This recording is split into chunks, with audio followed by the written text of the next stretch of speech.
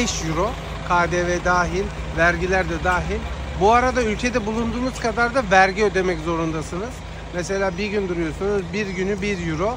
Böyle bir turist şeyi, yani dünyada tek olan bir şey bu.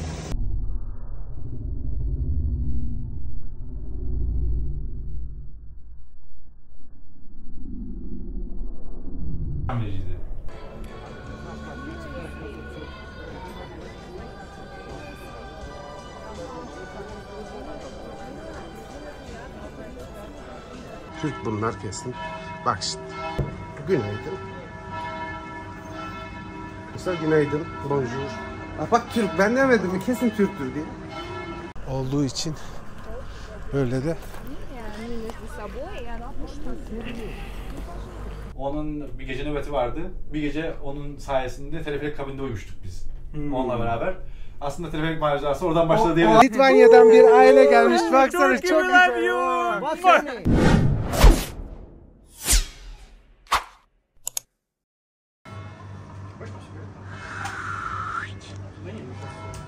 Evet arkadaşlar, hostelden çıkışı yaptık.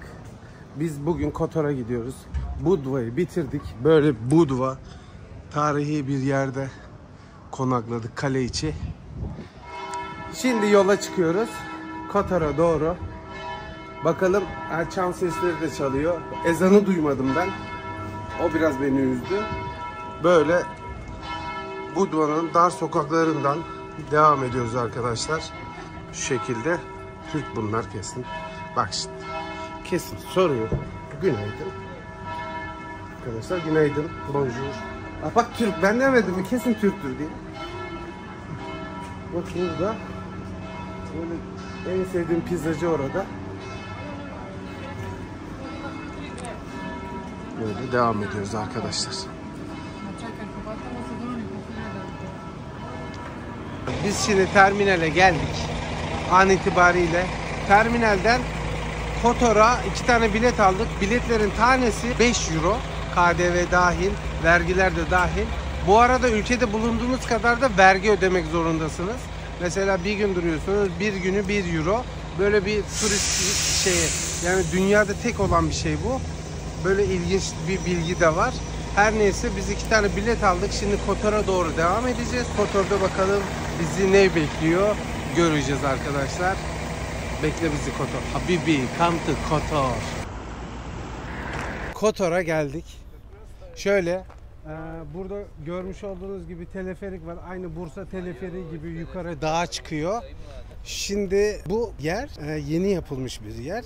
Şu an herkes bilmiyor. İnanılmaz güzel bir manzarası var.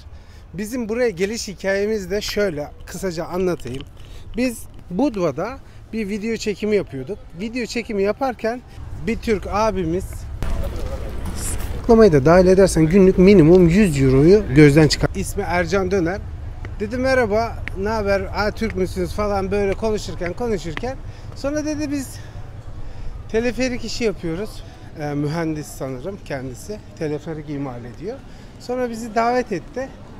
Şöyle normal giriş bu şekilde burada. Kişi başı 23 euro.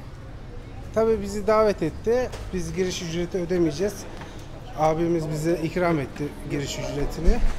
Buradaki masraflarımızı falan. Yani bir nevi sponsor oldu bize. Şimdi bu teleferiği birazcık tanıtacağız. Şöyle 2. katına çıktık. Böyle kafeteryası var. Hediyelik eşya ve giriş yeri var. Şimdi içeri girelim bakalım nasıl olacak. Şimdi bizimle şu beyefendi ilgilenecek. Onu bekliyoruz. Evet arkadaşlar, bizim kabinimiz geldi. Şöyle Zohan Bey sağ olsun bize yardımcı oldu. Mr. Zohan. Ondan sonracıma. Şimdi arkadaşlar şöyle ben buraya geçeyim, sen oraya geç. Tamamdır. Bu şu an tam 4 kilometre uzunluğunda bir teleferik. Tabii ki teleferiğin uzunluğu, genişliği hiçbir şey önemli değil. Nerede olduğu ve ne gördüğümüz önemli bana göre. Yarım saat falan sürüyor dedi. Bakalım şimdi manzaramız nasıl? Burada böyle insanlar bekliyorlar. Teleferiğe tabii ki de tecrübeli olduğundan dolayı Bursa hoppa hızlandı lan birden. Aynen öyle. Öyle arkadaşlar işte. Yarım saat bakalım nasıl bir manzarası olan. Yolculuğumuz başladı arkadaşlar. Şöyle. Manzara Bizi- gittikçe Aynen. güzelleşiyor. Şöyle güzel bir müzik var. İnşallah bu müzikten telif gelmez. Çok güzel. Ve Kotor gözükmeye başladı zaten şu anda.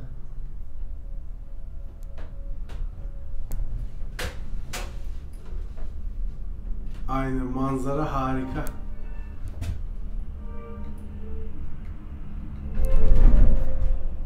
Bu geçişlerde her zamanki gibi böyle bir sarsıntı oluyor arkadaşlar. Welcome to Kotor. Yani seyir şöleni daha da artıyor. Aşağıda mini bir havaalanı görüyorsunuz arkadaşlar. Bu büyük ihtimal eğitim amaçlı kullanılan bir havaalanı. Çünkü büyük uçakların inebileceği bir potansiyele sahip değil. Ya da mini jetler inebilir buraya diye düşünüyorum. Tekrar aynı bilgileri olmadı. En son bilet kontrolü var ya masada. Bilet kontrolü var. Hani okutuyor, ondan sonra uçağa geçebiliyorsun. Oradaki adamlardan bir tanesi bana bilgisayarı açtı. Buradan da dedi. Oradan yaptım, oldu. Ondan sonra yoksa Ama gerçekten manzara gittikçe büyüleyici olmaya başlıyor. Bak burada antik bir yer var. Ben bunu araştırıp neymiş acaba burası? Ve sağ olsun gençlerimiz antik yerin üzerine grafiti yapmışlar arkadaşlar. Evet. Gençler her yerde genç. Buraya çıkıp Onların değil. Karadağ, Montenegro, Kotor. En güzel yerlerinden ikinci şehir. İkinci şehir değil mi burası? Üçüncü mü? En güzel ikinci şehir. En güzel ikinci şehirlerinden birisi. Budva birincisi, burası ikinci şehir. Bir de başkent var. Orası siyasi olduğu için pek bir şey yok ama burası çok güzel liman şehri. İnanılmaz güzel. İnsanların bir zoom yapalım şöyle bir. Siz de rahatça görün. Evet, insanların şöyle kruz gemilerinde ve gördüğünüz gibi nasıl konakladığını ve yeşilliğin içerisinde olduğunu göreceksiniz. Karşı dağlarda birazcık Sivrisar'ı andırıyor ama buralara göre bayağı yeşillik var. Güzel. Of, çok güzel bir şehir. Süper yatların da yanaştığı bir liman var burada arkadaşlar. Gerçekten zenginler de ağzının tadını biliyor. Nerede tatil yapmaları gerektiğini biliyor. Yatını çekip bu güzel manzaranın tadını çıkarıp akabinde memleketlerine geri dönüyorlar. Evet arkadaşlar şöyle. Şu an 1400 metredeyiz. Çok taze bir bilgi. Hemen 10 saniye önce öğrendiğim bir bilgi. Şöyle de Adriyatik Denizi'nin minik yarım adaları. Şöyle bunları biraz sonra anlatacağız. Bu bir başlangıç. Böyle de bir restoran var. Güzel. İyi, gene Avrupa'nın gelen için problem değil ya. Şöyle güzel. Şu şekilde devam edeceğiz arkadaşlar. Evet arkadaşlar. Ben bütün öğrencilerime anlatırım. Tepedeyiz şu an. Tepedeyiz. Demiştim ya bize yolda merhaba gelin arkadaşlar. Dediğim Ercan Bey burada. Tam detaylı her şeyi biraz sonra aşağı inerken beraber ineceğiz. Bize her şeyi anlatacak. Şimdi bize kahve, kola böyle ikramda bulundu ama manzara böyle bir manzarada. Evet arkadaşlar. Şöyle göstereyim. Zaten böyle bir Sağ olsun manzarada kendine. kahve içtim demeyen de demesin yani. Böyle manzara Yok içtim ben kahve. kola abi. Kola içmedim değil mi? Aynen. Kola güzeldir. Sağ olsun kendisi. Öyle diyorum.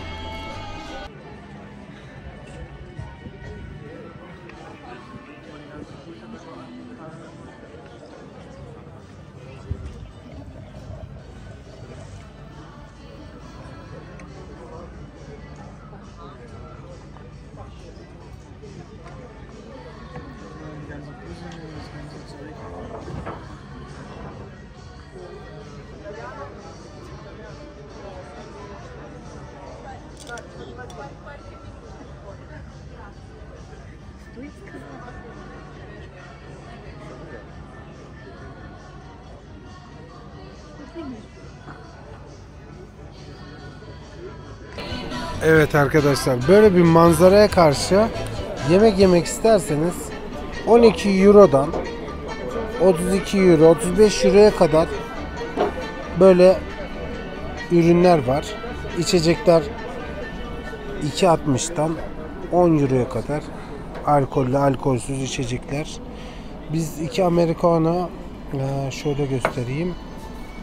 2 Americano, bir tane kolaya hemen hemen 10 Euro, 9.40 cent verdik. 9 Euro 40 cent. Böyle bir manzarada restoranda oturmak isterseniz böyle arkadaşlar. Şimdi bir de keşif turuna çıkacağız. Kotov'dan nasıl bir manzaralar bizi bekliyor. Şurada bir dağ var, tam gösterdiğim. Bak çift orada. Şöyle bir zoom yapayım. Aha. Biz oraya çıkacağız. Şimdi bakalım neler varmış, onu göreceğiz arkadaşlar.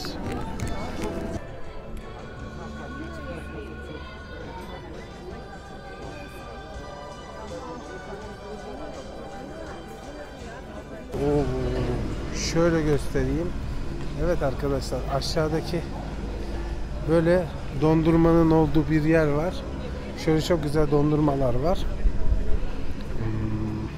Böyle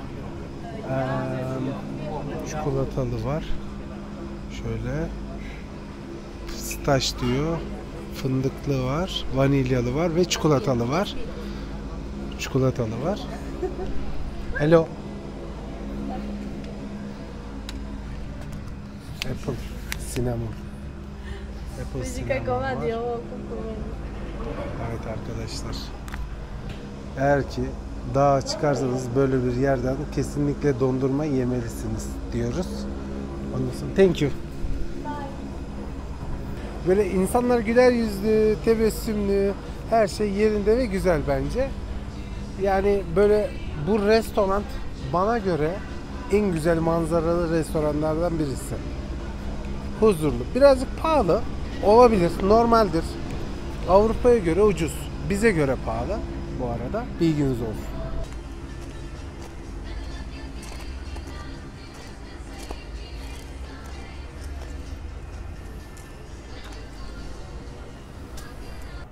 Ben Murat kardeşimi beklerken burada sağ olsun bu şu an tepeye çıkmış. Şöyle göstereyim. Tam orada bak. Bak görüyor musun? Ben burada onu beklerken o arkadaş arkadan kaçak yollarla nasıl uçarak mı gitti, kaçarak mı gitti anlamadım ama gitti yani. Gitmiş. Çılgın bir tırmanış süreci başlıyor. Burayı daha kıza yapıyorlar. Süper. Sanırım o bir dahaki yıl açılır. Şöyle yaklaştırayım bakayım. Öyle. Evet arkadaşlar. Daha kıza olduğu için böyle de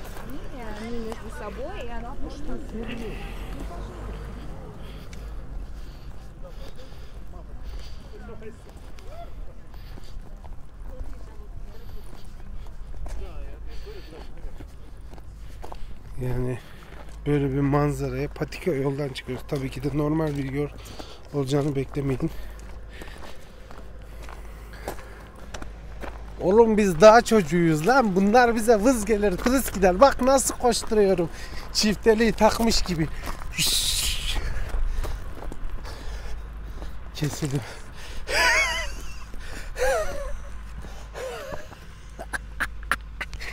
Dermişim. Az önce Cola Zero'yu içtikten sonra şimdi zero hareketler bende. Yoruldum ama gerçekten. Böyle çok patika yollar, mola. Bu arada şu arkada çok güzel bir yer varmış. Bir dakika bakalım, göreceğiz mi? Göremiyoruz. Şöyle bu arkada çok güzel taş evler yapmışlar. Ben öleceğim. Aha. Kuşburnu. Lan neredesin? Ben çektim, izlersin videodan. Ben kapının girişine beklerken seni tepede gördüm. Tamam. Evet. Hani ben söyledim ya arkadaşlar. Ben arkadaşı beklerken o da tepeye çıkmış, yakaladım diye. Videoda vardı ya, izlediniz siz. Şimdi bir de geldi bana diyor ki neredesin oğlum, ben de nerede falan diye bana. Evet. Say hi to Turkey. Say hi to Turkey. Sakir Gerardi, hi. Where are from? Lithuania. Litvanya. Litvanya'dan bir aile gelmiş. Baksana çok Turkey, we love güzel. you. What's your name? What's your name? Koks vardas Gerardi. Koks vardas. Gözlere bakın arkadaşlar. Gerardes. Perfect. Good luck, guys. Perfect family. Bye bye. Arkadaşlar çok tatlı bir aile. Oradan gelmişler. Evet. Şöyle bir manzaraya gelin. Böyle bir manzara yok yani. İşte.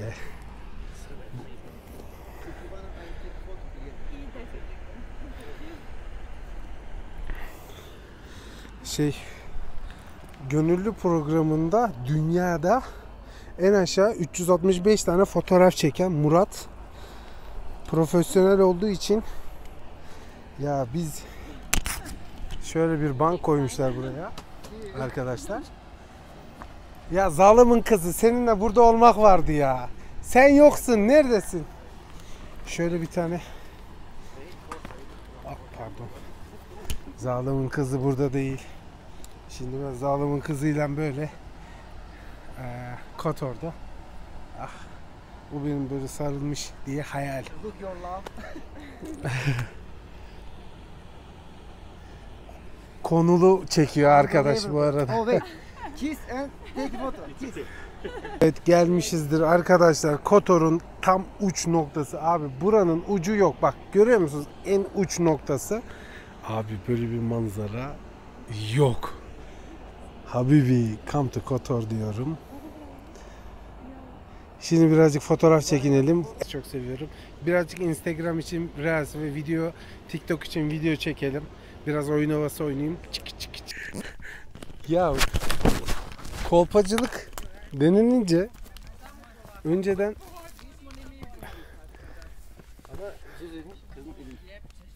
ya çılgın. Evet arkadaşlar. Geçin. No problem. Ya çocuğumuz. Merhaba. Bibiş. Çok tatlı. Teşekkür ederim. Aa, Türkçe biliyor musunuz? Abi mükemmel Türkler mi? Evet. Hello. Hello.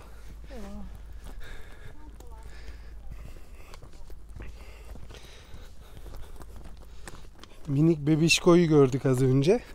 Küçük kızcağız. Böyle gene patika yollardan. Buraları birazcık böyle güzelleştirseler. Mesela oraya çok güzel bir beton atıp, tamam mı? Doğalı bozmamak istiyorum. Hani Doğalı bozma zaten abi. Ama beton atarsan doğal bozuluyor. Şimdi böyle nasıl oluyor? Bu köy yolu. Bu köy yolu. Adamlar İngiltere'nin asfaltından geliyorlar. Dedelerinin deneyimlediği şeyleri burada deneyimliyorlar işte. Yüreğimden yaralı bizim hikayemiz, kaderimden kalanı silsen de yetmiyor. İki sohbet aralı bütün mesafemiz, geldim anlamıyor. Özür dilerim, sesim bir şey yaptı değil mi? Arkadan bir şey yaptı. Hiçbir şey yapmadım lan. Hiçbir şey yapmadım. Vallahi hiçbir şey yapmadım. Evet arkadaşlar, buraya dağ kızağı yapıyorlar. Dağ kızağına inşallah bir dahaki sezona yetişirsek dünya turu Bursa Ekstrem Park. aynen dağ kızağını çektirmemişlerdi de bize. Neymiş, fotoğrafını 50 lira vereceksiniz, siz fotoğraf çekemezsiniz. Biz çekemezmişiz. Kapitalizmin köpeği olmuşsunuz, köpeği. Adam burada bizi bedavaya çıkardı buraya. Aynen öyle. Sponsorluk aldık biz buraya. Adam sağ olsun, Allah razı olsun. Delikanlılık budur bak. Onun Bak haricinde vizyoner adam. aynen. Bir de girişimci de böyle hani ben bir iş yapıyorum ya, yeter demiyor. Diyor ki ben bir şey daha ne yapabilirim diye düşünüyor. Yani geleceğini düşünüyor. Her neyse güzel insanı anıyorum. Yani böyle bir tesadüf yok. Dedim ya, vizyon sahibi, geleceğini düşün. İyi insan lafının üzerine gelir. Çok teşekkür ederim. Sizin güzelliğiniz abi. Ya- Evet. Evet arkadaşlar, şansa bak. 1 numaralı kabine biniyoruz. Şu an kanalımızın sponsoru, yani bugünün sponsoru Ercan Döner. Ercan Döner kim? Kendisi anlatsın. Ben tam detaylı anlatmayayım. Merhaba. Evet, merhabalar. Hoş geldiniz buraya kadar. Sizi Sağ ol, ağırlamaktan çok Allah razı mutluyum. olsun. Senin buradaki pozisyonunu, ne yaptığını, bunun bize bir anlatabilir misin? Evet, projenin başından başlayalım isterseniz. Evet. Yani projenin toprağından taşına, ondan sonra insanların hizmetine açılışına kadar bütün aşamalarında ben buradaydım. Vay be, maşallah. Geçen yılın son çeyreğinde başladı projemiz. Ama bitişi bu yılın Ağustos ayına kadar buldu. Sonra ağırlık testleri, sonrasında fren testleri, sonrasında da insanlar hizmetine açılışını yaptık Ağustos 14'te. Yaklaşık bir aydan beri güzel bir turist kapasitesi var burada. Süper. Ve insanlarla beraber insanlar hizmetine sunulmuş bu teleferiğe hepinizi davet ediyoruz. Gördüğünüz gibi size de bugün Aynen. Çok güzel. çok güzel bir kardeşlik yaptım burada. Sağ ol. Allah razı olsun. Sizin için çok güzel olmuştur umarım. Sizi güzel Ben ağırlamışımdır. çok güzel oldu. Yani çok güzel bir ağırlama yaptın. Gerçekten Türk misafirperverliğini yani başka bir ülkede böyle gösterilemezdi. Ben yani gurur duydum. Bir de buranın başında senin olman, tek Türk olman ve bizi temsil etmen, böyle güzel her direği tek tek dikip böyle bizi onurlandırman beni gurur verdi. Bizim için daha önceki şehirlerde gördüğümüz milli takım oyuncuları falan, yani milli takım oyuncusu neyse benim için, yani şu an Ercan kardeşim de o. Arda Güler şu an Madrid'de gitti. Yani Ercan kardeşim de aynı. Şu an bizi temsil ediyor. Buraya transfer olmuş. Güzel işinden dolayı bizi temsil ediyor. Sağ olsun, Allah razı olsun. Bugünün sponsoru öyle. Şu an güzel bir şey oldu. Evet. Sağ ol. Çok teşekkür Allah ederim. razı olsun. Böyle manzaradan arkadaşlar, Ercan kardeşimiz de. Ercan Bey, kaç yıldır bu sektördesiniz? Yani 8 yıldan beri teleferik sektöründeyim. Totalde 10 yıl. Yani Bursa'dan İtalya'ya, İtalya'dan Meksika'ya, dünyanın dört bir yanında teleferik sektöründe bulundum. Sonrasında artık burası son lokasyonum olacak inşallah. peki Çünkü buranın doğası ve Balkanların daha keşfedilmemiş hazinesi diyelim buraya. Montenegro, Karadağ diye Burası artık bizimle beraber parlayacak. Aynen. Sizinle ve bizimle parlayacak. parlayacak. Buraya gelecek Türk misafirlerimizi her koşulda ve her şartlarda ağırlamaya hazırız. Bütün misafirlerimize bütün Türk misafirliğini göstereceğiz burada. Süper. peki sizi bu teleferik sektöründe en fazla heyecanlandıran proje hangisiydi? Burası diyebilirim. Yoksa burayı seçmezdim. Gerçekten burası doğasıyla çok uzun bir hat, 3900 metre, 19 tane direk var ve çok zorlu koşullarda çalıştık burada. Çünkü aşağısı 0 metre, üst istasyonumuz 1400 metre.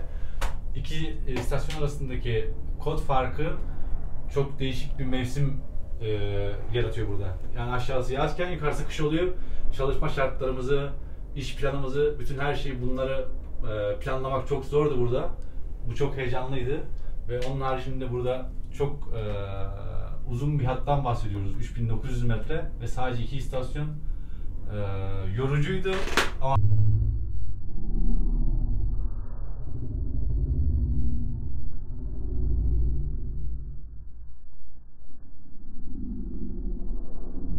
vericiydi. Peki buranın açılışı sürecinde yaşadığınız heyecanı nasıl anlatırsınız? Hani ilk profesyonel insanların kullandığı, yani Evet. tecrübe ettiği durumda yaşadığınız heyecan nasıldı?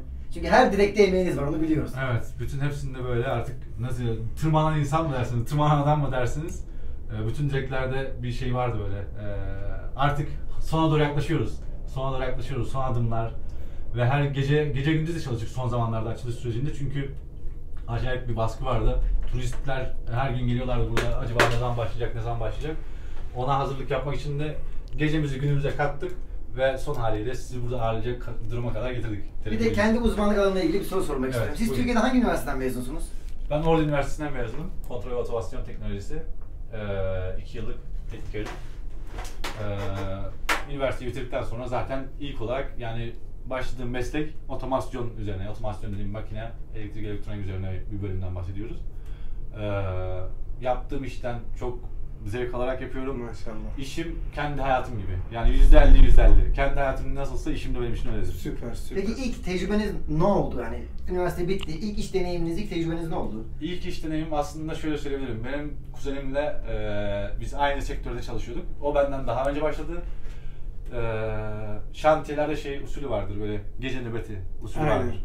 Onun bir gece nöbeti vardı. Bir gece onun sayesinde teleferik kabinde uyumuştuk biz. Onunla beraber.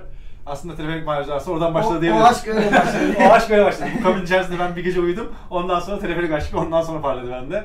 Sonrasında dediğim gibi artık bu işin içine o kadar girdik ki hani artık rüya olmaktan ya da bir hayal olmaktan çıktı. Artık işin Aynen. içerisindeyiz. A'sından Z'sine kadar. Yani Bu arada başlaması Bursa. Bursa'yı da söyleyin. Evet, 2013 yılında Bursa'da aslında tam anlamıyla teleferik camiasına giriş yaptık. Benim için orası da çok heyecan vericiydi. Çünkü çok uzun bir hattan bahsediyoruz yine. 7.8 Evet. kilometre. Orada da çok emeğimiz var. O Bize- dönemdeki dünyanın en büyük teleferiydi. Evet, Rekorlara çok- girmişti. Evet, şu anda artık... İkincisini de gene arkadaş kırdı tabii ki. Evet, ikincisi de artık Meksika'da. Tabii Meksika'da. gidebilecek arkadaşlarımız varsa İnşallah biz göreceğiz. Evet. Çekerken de seni bol bol anacağım. bol bol Emin- anarsınız beni. Emin ol. İnşallah Meksika'ya gittiğimde bunu paylaşırım abi. Paylaşırsın. Koyarım bunu var ederim. Helal olsun deriz. Teşekkür ederiz. Ercan Bey, İndik şu an. Tekrar okutuyor. Evet. Ercan kardeşim. Şimdi eşyalarımızı alacağız. Ercan kardeşim kısa kapanış yapacağım. Çok teşekkür ederim kardeşim. Allah razı olsun. Ayağınıza sağlık. Çok güzel bir konuk ağırladın bizi misafirperverliğin için. Yüreğine sağlık. Sağ ol. Rica ederim. Ben Her zaman gidiyorum. Teşekkür ederim. Sağ olun. Görüşmek üzere. Görüşürüz. Arkadaşlar böyle bir anımız var. Yani yeni bir şey olursa çekerim. Eğer ki daha güzel bir şey olmazsa bitireyim değil. İzlediğiniz için çok çok teşekkür ederim. Bu ve bunun gibi benzer dünya videolarının gelmesini istiyorsanız kanala abone olup like atmayı unutmayın. Yorum yazarsanız wow. Gerçekten hepinizi çok seviyorum. Takipte kalın.